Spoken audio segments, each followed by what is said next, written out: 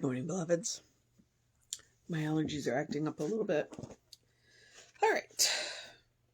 It is June 6th. Our title is Omnipresence. Our author is Clara H. Scott from 1895, published in the Divine Science. So this is Divine Science. Although it looks like it was published several times. She's 1895, and then it was published in 1925 and 1947. Now, it appears that this may be a song as well. I'm not going to sing it. Always with me, I can never stray beyond its tender care, for our God is omnipresent, here and there and everywhere. Always with me, love so tender, feels each trembling breath of prayer, for our God is ever listening and its love is everywhere. Always with me, in its treasures free, abundant, may I share, for it holds them ever ready for its children everywhere. Always with me, every burden its strong arm will help me bear, for our God is omnipresent with its children everywhere. And then the refrain is, yes, everywhere and everywhere, here and there and everywhere. So yes, it is a song. And now what do I do with it? I don't know. This is one of those where I'm just like, okay, I've read it. Now what? But the first, that first line is the message, always with me. It always reminds me of a story, and I don't know if it was a Nasrudin story or, an Iman story. Basically the Iman, the teacher, handed his students chickens. It could be a Buddhist code too. Handed his students chickens and said, kill the chicken out of the sight of God and bring it back tomorrow. And the student, and this is why I think it may be a Nasrudin story, the student went home and got in the closet and realized that God is in the closet. And so he went, so he tried various places. The student tried various places and realized that there's nowhere God is not. And so he comes back the next day with the live chicken still under his arm. And the Imam said, okay, you didn't do what I told you. And the student says, well, except for the fact that you told me to kill it where God is not, and there's nowhere God is not. And the Imam's like, that was the lesson. There's nowhere God is not. And that's exactly what this story is. That's what omnipresent means. Everywhere. And God is not limited by time and space. God is literally everywhere and everywhere. So there is no time that we cannot turn to God. And the interesting thing is that's one of the reasons why we use the term pray up, which is kind of a strange term. It's like when things are good is when you want to pray. You want to pray when things are good, so that when things get out of alignment or whatever, however you want to say it, when things go messy, is what I like to say. When things go messy, then you're already in the habit of praying. So it's like, there's never a time that God is not with you. So go ahead and pray now while things are good. And then when things get messy, you already are in the habit of praying. So you don't have to figure it out. You don't go to God begging and pleading because you don't have to. It's like you are already in the habit of going to God regularly, going to Spirit regularly. And that way, when things get messy, it's like it's a well-worn path. I talk about that in the practicing loving, kind, and compassion. It's a well-worn path. Make a well-worn path to the center of your being. Get into the habit of praying daily so that when things get messy, you don't have to figure it out. You already know how to do it. And that's what this reading reminds me of. Omnipresent. It's always God is always available. God is not bound by time and space. We are limited by time and space currently in this current form. The next form, we don't know. We don't know, but right now. And so it's like every burden God will help us bear. God is free with the treasures, abundance, what have you. And God is always listening. And so that's what this song reminds me of. We are always in the tender care of Spirit. It's up to us to recognize it. It is up to us to recognize it. And so, yeah, I'm not going to sing it. Mostly because it didn't tell me what to. No, just because.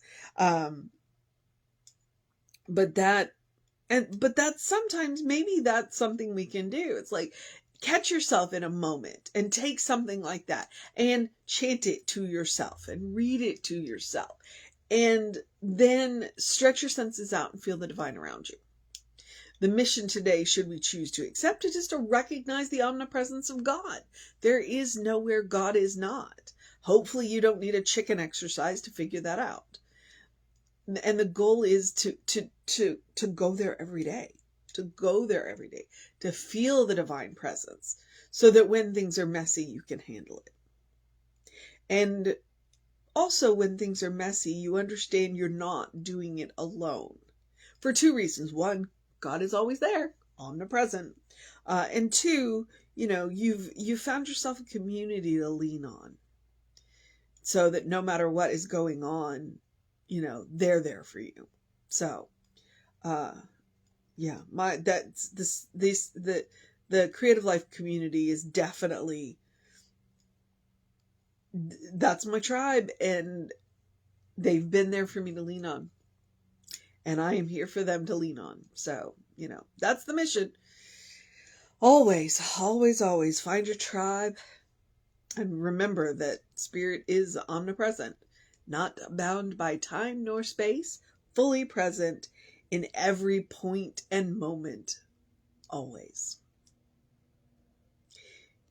It is a little bit of an intellectual exercise, but it's also a feeling exercise. So try it. You might like it. And practice it. That's why we're called practitioners, because we practice daily. All right. The other part is, as I say, the mission is to practice the omnipresence. What does that look like for you? But part of it can look like practicing, and the words just shoot right out of my head, love, kindness, and compassion on yourself. Okay. I make no bones about it. What I am talking about is self-care. I am talking about practicing love, kindness, and compassion on yourself for multiple reasons. Okay. What does it look like? Taking a deep breath before you speak, taking a walk, taking a nap, eating, go feed yourself. What I'm talking about is practicing on yourself, because one, you are your own best test subject. Is this the most loving, kind, and compassionate act I can take? Well, you get immediate feedback. Two, I'm encouraging you to create a habit, a first response, so that no matter what happens, you can respond lovingly, kindly, and compassionately. When we practice, we strengthen that bond between us and the presence. Okay, the presence doesn't need to strengthen the bond. We need to practice the presence and strengthen that bond, so that we have constant connection to the infinite source of love, kindness, and compassion. All right. If we want to think about it like a bank account, it has unlimited withdrawals because it is an infinite source. You just want to get to know the bank manager, so that bank manager opens the door when they see you coming. That is what I'm talking about. That's why we practice the presence. It's like, we don't show up crying in desperate need. We've been in there every day. All right. And also, the last one is because you deserve your own love, you deserve your own kindness, you deserve your own compassion. I'm a big believer in that. I'm also a big believer in joy. Okay, so joy is a quality of God, which means you have the capacity for joy. I'm encouraging you to make room for it. That's why I say eat dessert first, because that is making the conscious act to make room in your life for joy. No matter what is going on in the world, you deserve joy. Make room for it. So Eat the good stuff. Do the fun stuff. Do the hard stuff. Wear the comfortable clothes. Wear the nice clothes. Use the good china. Don't save the good stuff. Your life is a special occasion. The other suggestions are the usual suggestions just to make your life a little bit better. Do something to engage your mind and your body, whatever that looks like for you today. Please drink plenty of water. Hydration is super important. Your brain works better when it is well hydrated. Get that early in your day bright light. The clouds are, we had thunderstorms yesterday. It rained for about an hour. It was good, but it means that the sun is hit or miss. I took my sunglasses with me and only wore them about half the time. So I'm talking 5 to 10 minutes of sun on your face. And if you get up before the sun, artificial light works too. I'm talking about a circadian rhythm. I'm talking about a natural hormone cycle. You get that early in your day bright light on your face. It helps to reset those hormones, and you will have more energy during the day, and you will sleep better at night. It's science. You can look it up. So this is what I encourage. 5-10 minutes, bright light, early in your day. And try not to do it at the end of your day. It's like, I was reading something and they were pointing out how we all brush our teeth in bathrooms sinks with bright lights. And I'm like, right before we go to bed, maybe we should brush our teeth earlier. So he's right. Okay. So, those are the suggestions. And then as always, I'm going to quote my favorite Ernest Holmes quote at you. Open the windows of your soul. Allow the breath of heaven to remind you, you do live in heaven right here, right now. It's all around us all the time. We are talking about the omnipresence of God. That is what we are doing. We are opening the windows of our soul to feel that presence, to be consciously aware of that presence, and to see what that means for us. What does it guide us to do? What does it encourage us to do? When we are aware of that presence, we move differently through the world. And that's what we want to see. When we have that kind of information, that tender loving arms what is it? I read chapter 16 last night, and it's the underpinning of the everlasting arms, and it's an Emerson quote. Now I can't do it. That's what we are doing. We are recognizing that heaven is a state of mind. It's a state of consciousness. The Christ consciousness, that's what we call it, because it's the consciousness that we watch Jesus use. And so it's, we each have it. We come pre-installed with it. And the password to access it is love. So what does that look like? Open the windows of your soul. Look around and see that it's all God. Even when it's messy. And that, sometimes we walk into situations and we look around and we go, there is no good in this situation. Well, you know what? You're there. So there's good in the situation. You can figure it out. So practice the presence. All right. And you can always take Emma's advice. Look for the good and praise it. Yeah. Okay. I am going to, I don't know. I'm losing my mind. I guess I'm at the social media part where I will remind you we are Creative Life Spiritual Center, Creative Life Spark. I'm the running Rev Ryan on the social medias that I am on. So please take advantage of all of that content.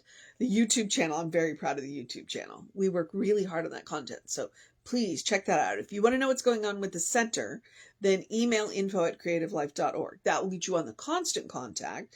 And when it says click here now, it will take you right to the information that you want or to the person that can help you get it. So when you go to the click here now on the Soul Session playlist, it takes you right to the Soul Session playlist on our YouTube channel. And then from there, you can subscribe and do all of that. So check it out. There's good stuff on there. And now I'm at the part where I get to encourage you to have a great day, a wondrous day, a fantastic day, a magical day, an enchanted day, a wonder-filled day, an awesome day, a practicing the presence day, a recognizing the omnipresence day, a recognizing that you are not in it alone day, a practicing kindness, compassion, and love everywhere day, a good day. And if that is too much pressure, simply have a day. You are enough just as you are. You're beloved. You are a beloved child of God in whom God is well pleased and well represented.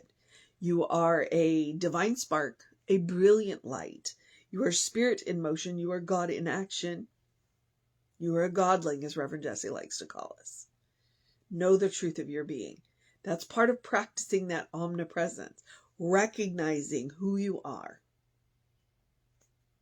and moving through the world with that information.